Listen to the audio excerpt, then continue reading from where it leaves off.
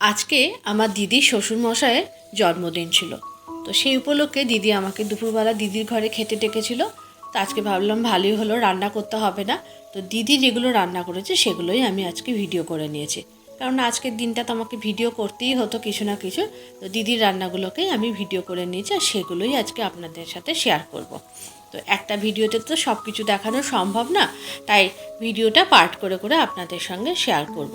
দিদির ঘরে রান্না হয়েছিল মাটন, চিকেন, পায়েস, আরও অনেক কিছু। তো সবগুলো ভিডিও নেওয়া হয়নি, মাটন, চিকেন আর পায়েসের ভিডিওটা আমি নিয়ে রেখেছি। তো সেই ভিডিওটাই আজকে আমি আপনাদের সাথে শেয়ার করব। দিদি এখানে প্রথমেই একটা বড় কড়া নিয়ে নিয়েছে, কড়ার মধ্যে তেল গরম করে দেখলাম ওর মধ্যে একটু দারচিনি ফোড়ন দিল, দেওয়ার পর বেশ কিছুটা পরিমাণ পেঁয়াজ কুচি কুচি করে কেটে নিয়েছে, সেটাকে দেখলাম ভালো করে ভাজলো একটু নুন আর চিনি দিয়ে। পেঁয়াজটাকে ভেজে নেওয়ার পর তারপরে ও একে একে রান্নাটা করলো কীভাবে, সেটা ওর মুখ থেকে শুনে নেবো যে কীভাবে ও এটাকে ম্যারিনেট করেছে। রসুন paste, Kashmiri red chilli powder, একটু টক দই, কসুরি মেথি, জিরের গুঁড়ো, ধনের গুঁড়ো, গরম মশলা সব দিয়ে ম্যারিনেট করেছি। তারপরে এই ভাজা পেঁয়াজটা দিয়ে এটাকে রান্না বসিয়ে দেবো। ভাজা পেঁয়াজটা এর মধ্যে জাস্ট তুলে দিয়ে দেবো। আর রেড চিলি পাউডার দিয়েছিস কালারের জন্য? হ্যাঁ, এটা দে। আর নুন হলুদ। আচ্ছা, এটা দে। এটা কী করবি? দিয়ে দে। কতটা দেবো?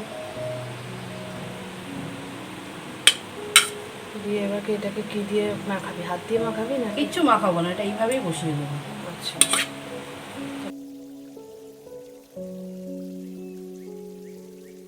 এরপরে দেখলাম ও চিকেনটাকে আর কোনো কিছু দিয়ে নাড়লো না, চিকেনটাকে পুরো গ্যাসের উপরে বসিয়ে দিল।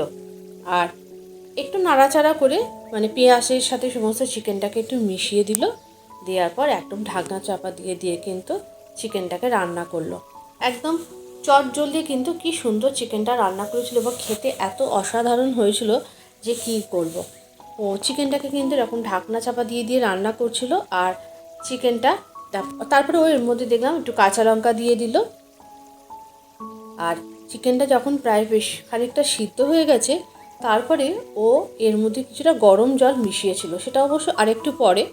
চিকেনটাকে ও এরকমভাবে নাড়াচাড়া করে করে সমস্ত কিছুভাবে কষিয়ে নিল।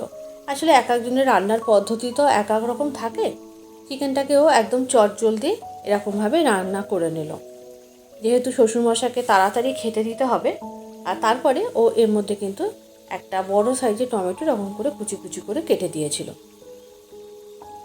রান্নাটা কিন্তু একদম সহজ পদ্ধতিতে, মানে আমরা যেরকম মানে পেঁয়াজ ভেজে বা আদা রসুন ভেজে সমস্ত কিছু মশলা ভেজে তারপরে বসায়, ও চিকেনটাকে কিন্তু দেখলাম সমস্ত কিছু একসাথে মাখিয়ে কিন্তু বসিয়ে দিল।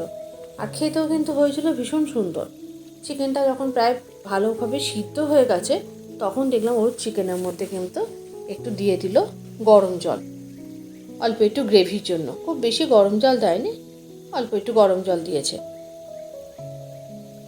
এইভাবে ঢাকনা চাপা দিয়ে কিন্তু চিকেনটা একেবারেই রান্না করে নিয়েছে। আর তারপরে কিন্তু আর কোনো রকম গরম মশলা বা কোনো কিছু দেয়নি, শুধু টেস্ট ব্যালেন্সের জন্য অল্প একটু চিনি দিয়েছিল, আর নুন কম হয়েছিল বলে অল্প একটু সামান্য লবণ দিয়েছিল। রান্নাটা কিন্তু একেবারেই রেডি হয়ে গেছে।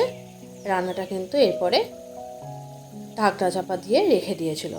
আর এই চিকেনের সাথে আমি আবার একটু করেছিলাম মশলা লুচি, মুগের ডালের মশলা লুচি করেছিলাম। এই মুগের ডালের মশলা লুচির রেসিপিটা কিন্তু আমি আপনাদের সাথে পরে আর একটা ভিডিওতে শেয়ার করব। শুধুমাত্র আমি মশলা লুচি পরিবেশনের ভিডিওটা আজকে আপনাদের সাথে শেয়ার করছি, এরপরে কিন্তু লুচির রেসিপিটা আপনাদের আর একটা ভিডিওর মাধ্যমে শেয়ার করব। আজকের রেসিপিটা আপনাদের কেমন লাগলো অবশ্যই একটু কমেন্ট করে জানাবেন, আর যদি ভালো লেগে থাকে অবশ্যই একটু লাইক করে দেবেন, আর রেসিপিটা কেমন হয়েছে অবশ্যই জানাবেন। আজকের রেসিপিটা তাহলে এই পর্যন্ত। আবারও দেখা হবে পরবর্তী ভিডিওতে আর একটা নতুন কোনো রেসিপির সাথে। সবাই অনেক ভালো থাকবেন, সুস্থ থাকবেন, আর রেসিপিটা কেমন হয়েছে জানাবেন। আবারও দেখা হচ্ছে পরবর্তী ভিডিওতে।